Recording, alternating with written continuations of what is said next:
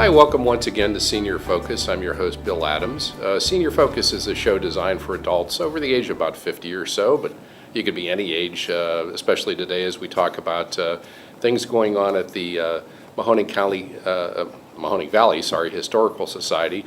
Before we get into the show, though, I want to thank Greg Roten from Armstrong's Channel 20, who brings the show to you, and also Keith Kaiser.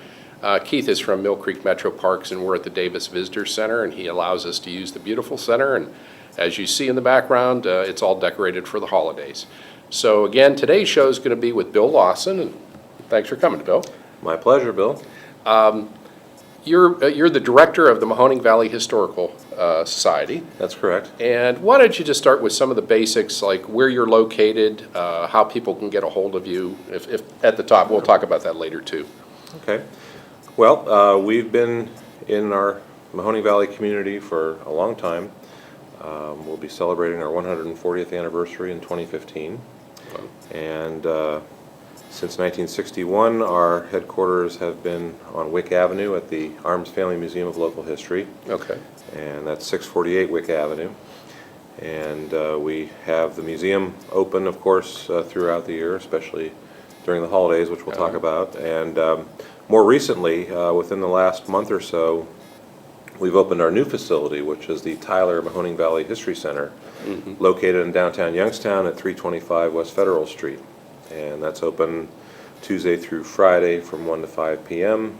We have 2 exhibit galleries there that are now open to the public, and also the Historical Society's archives collection has been moved down there and is available to the public.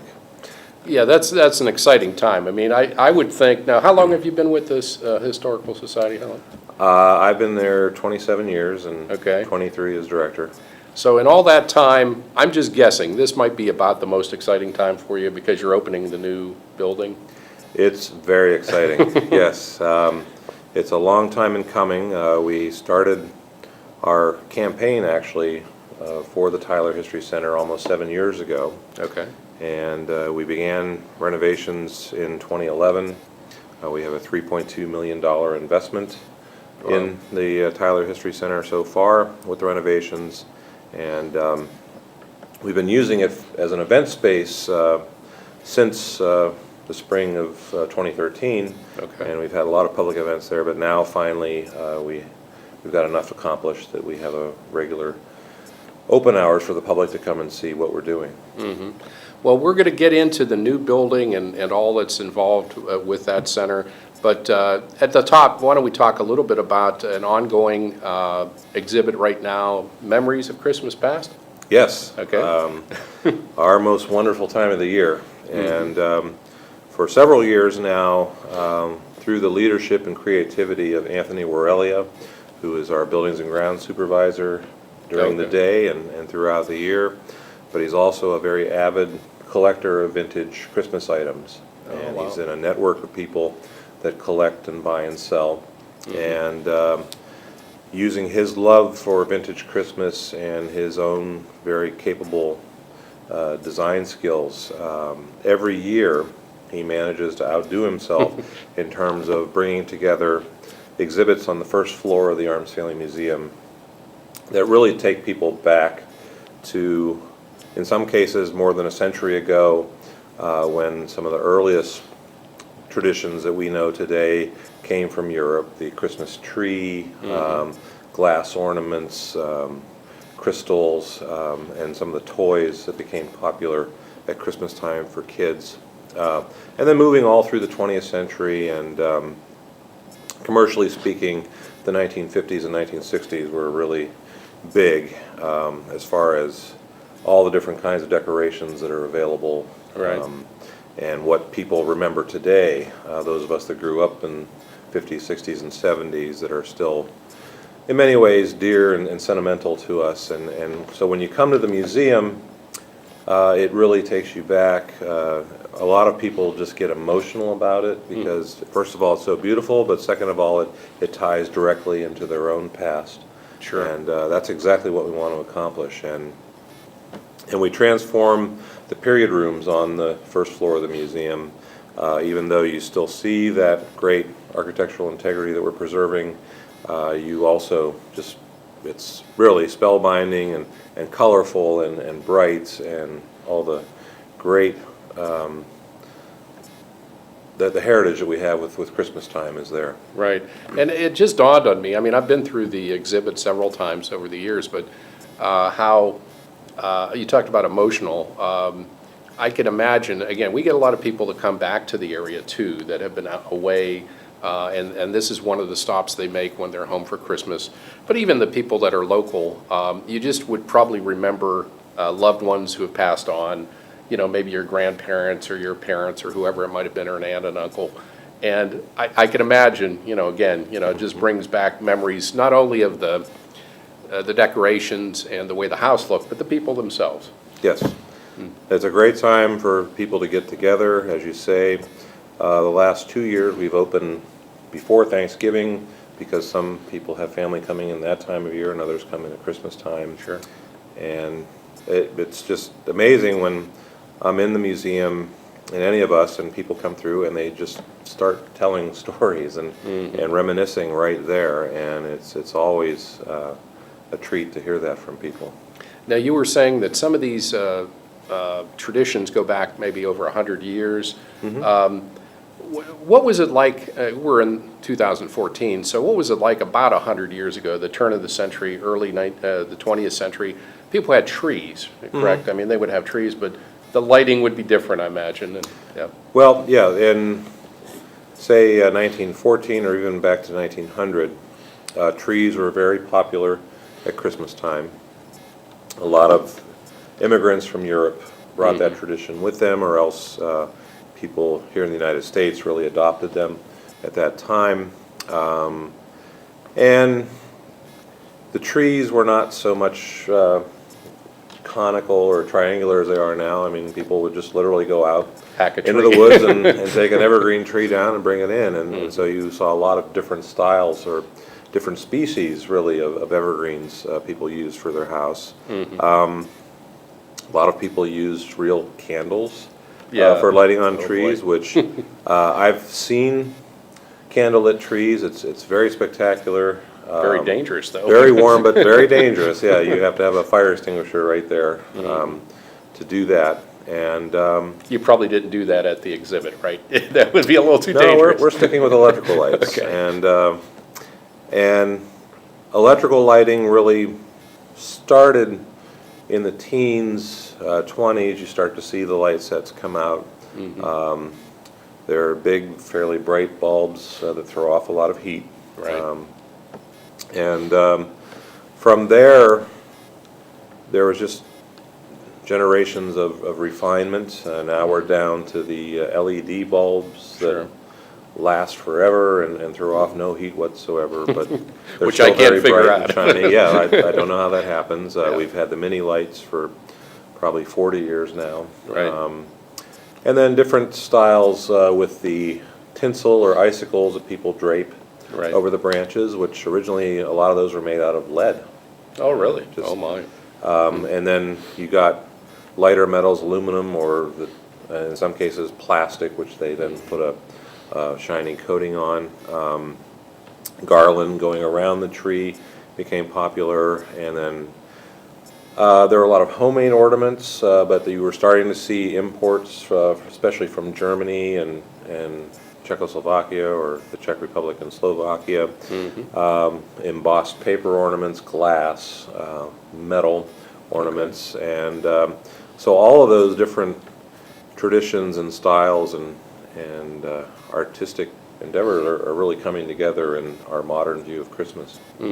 Now, you mentioned the 50s and 60s, sort of. That was not an explosion, maybe, but it was, you know, I think there were a lot more decorations maybe on the trees, or at least a different type of decorations.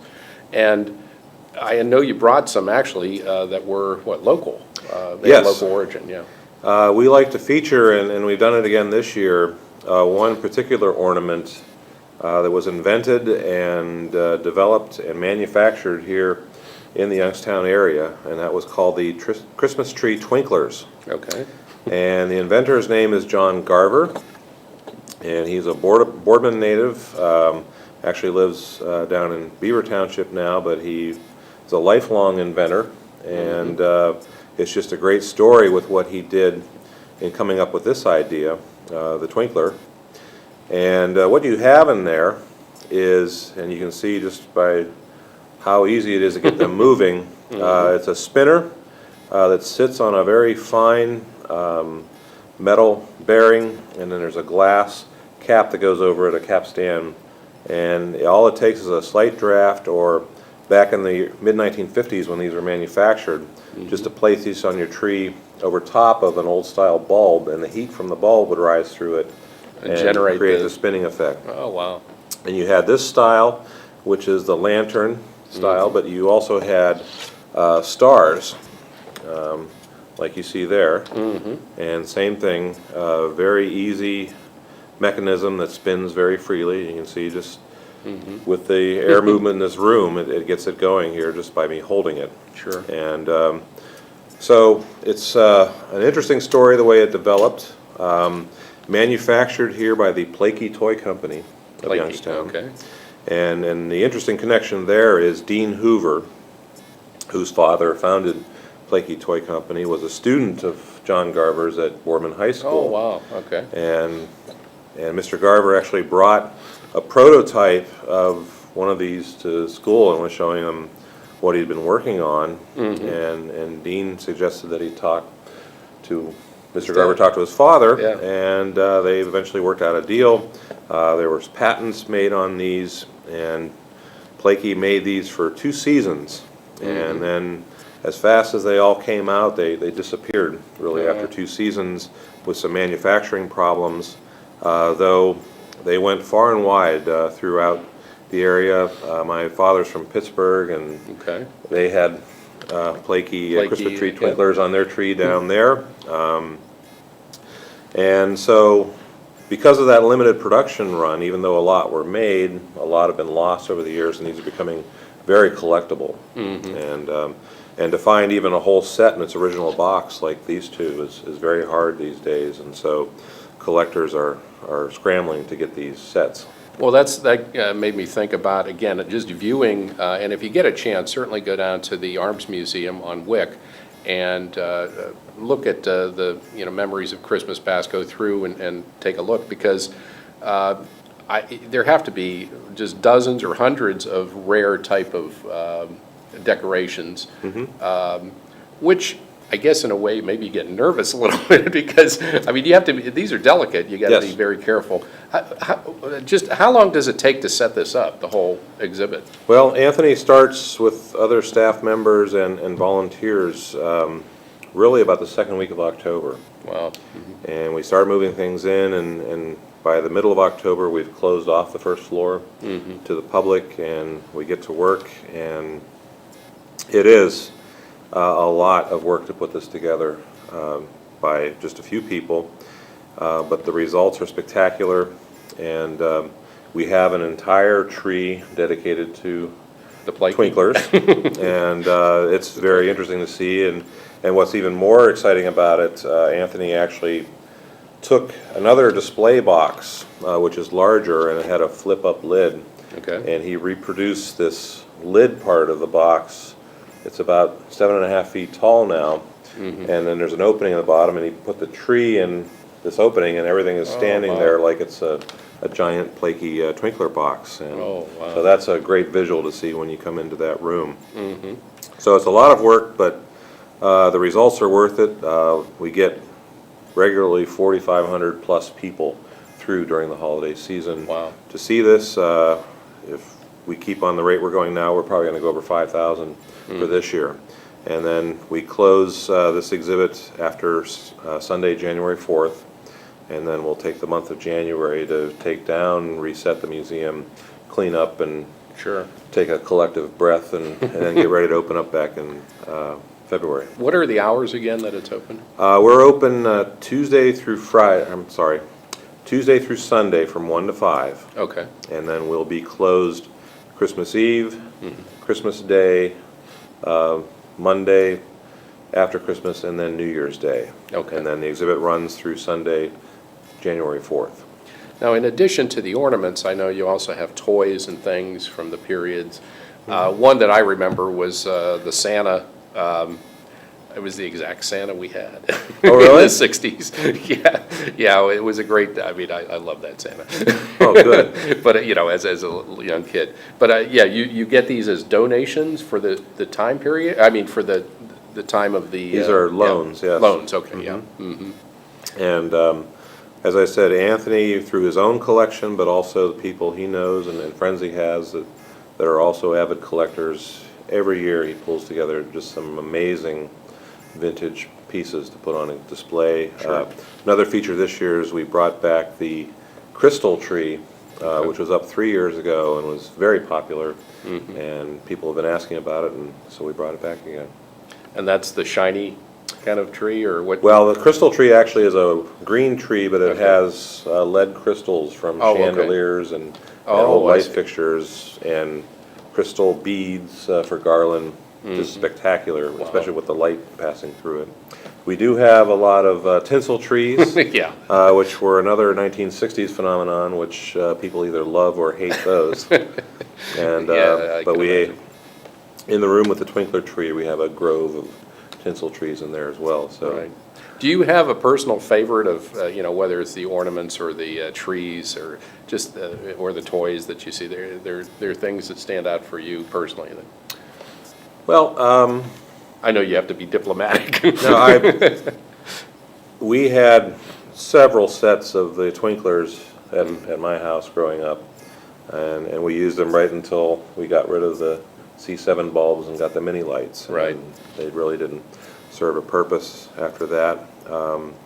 We did have one set left, which I donated to the Historical Society Oh, good. because of the Plaikey connection. So I really like to see these again on trees. We never had it when I was a child, but I've really grown to like the tinsel trees. Oh, yeah. Sorry, but there's something really spectacular about that and unique. And as I said, some people are like, ew, and others they just are mesmerized by those tinsel trees. Right, right. Well, again, if you get a chance, you just heard the times, go on down to the Arms Museum for the Memories of Christmas Past. We also want to talk quite a bit about the Tyler Building, which is right downtown. And you were saying about how this has been several years, I guess, in the making, really. Yes. And, We started a capital campaign right at the beginning of 2008. Okay. And we got along very well up until August of 2008, and then the Great Recession hit. Oh, for So sure. it set us back a little bit, but we didn't give up. And to date, we've raised over $5.5 million.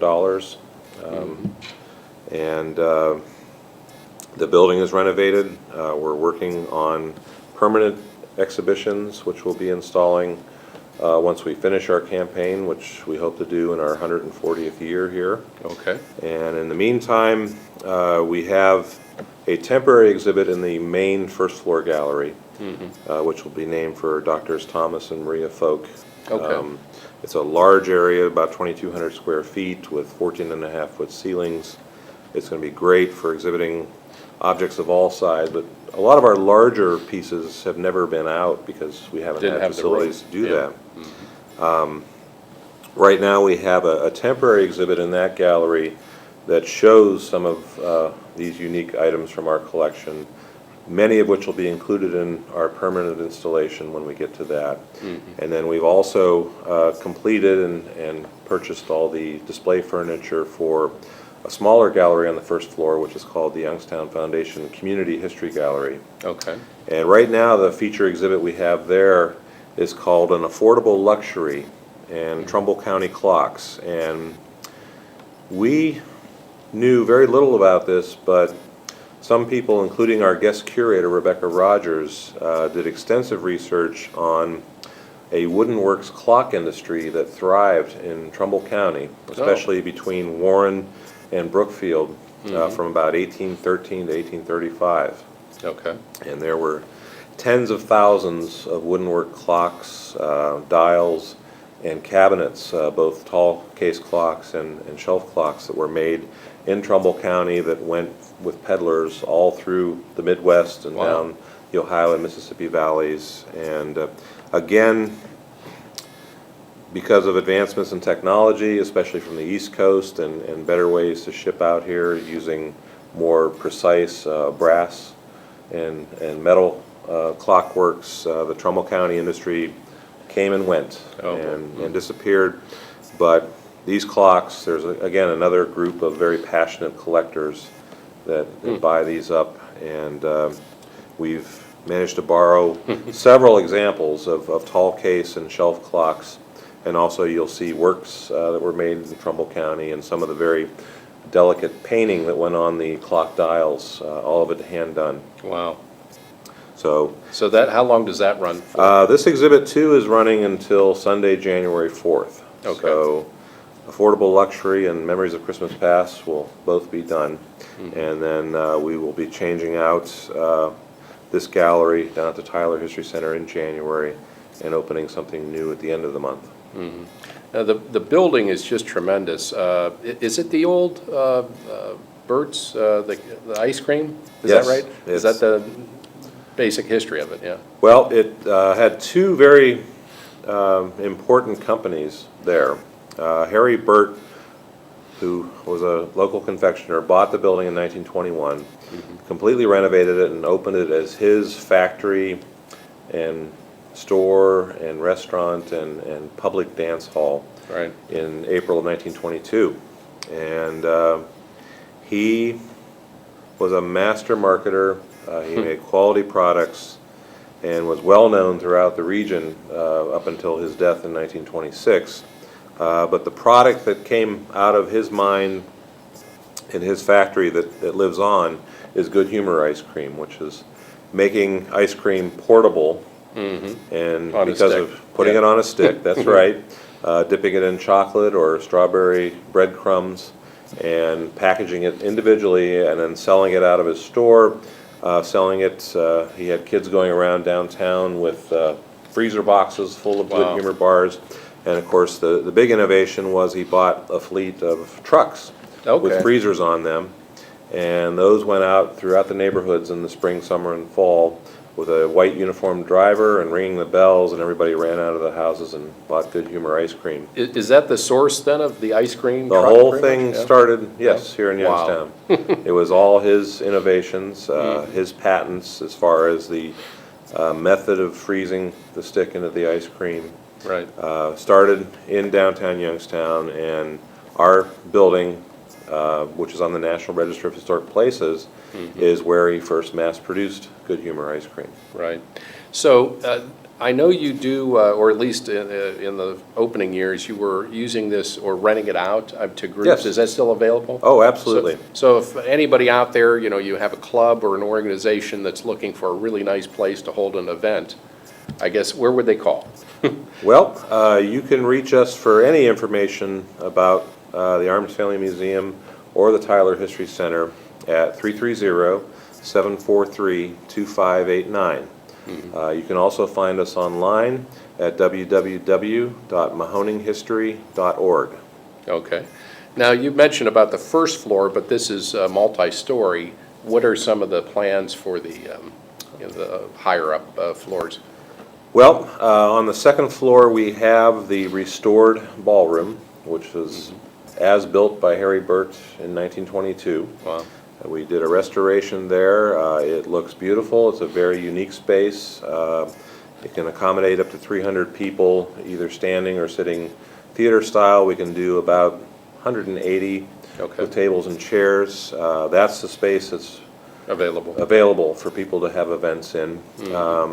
And we're doing a lot of traffic there with fundraisers, with holiday parties, family events like wedding receptions, anniversary parties, graduation parties, and people just love it. Right, I'm sure, yeah. And then the third floor, which is where Burt's Candy Factory used to be, and we've preserved quite a bit of the original material, the partitions and the wall and the glass up there. Okay. That will be, when we open up fully, our education center.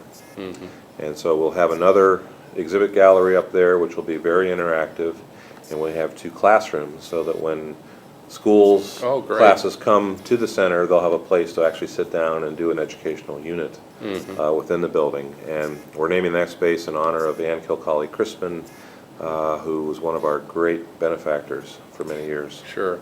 Now, we only have a few minutes left, but I believe the archives, are they now there also? Yes, we moved the archives to the Tyler History Center.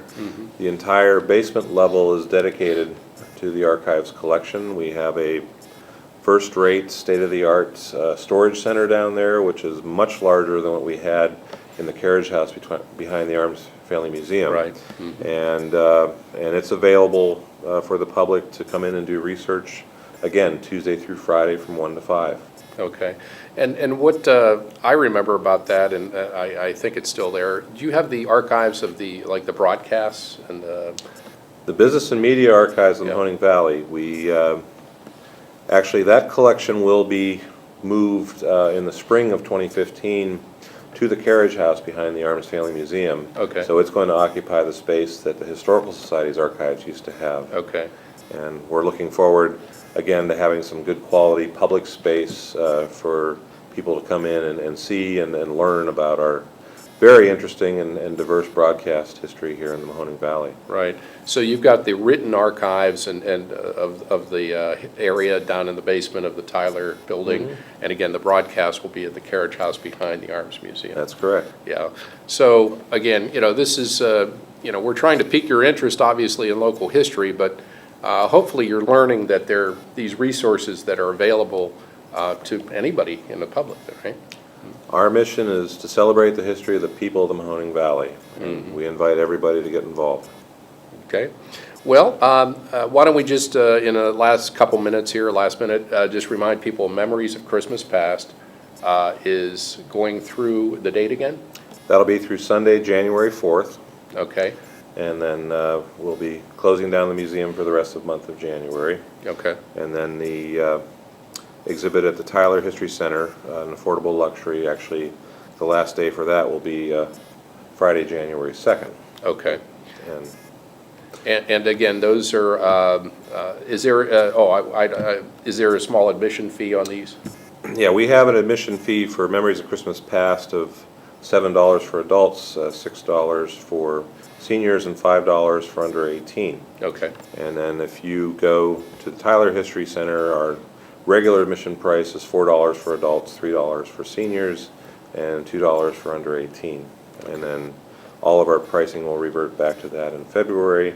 And also, I'd like to note that if you buy admission at the Arms Family Museum and go to the Tyler History Center the same day, that covers both sites. Oh, good. Okay.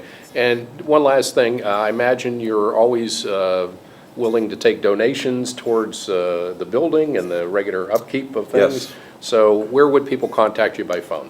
Again, please call us at 330-743-2589, and we have an active campaign still going to finish the Tyler History Center. And there's a lot of information about the campaign and everything that we do at our website, www.mahoninghistory.org. Okay.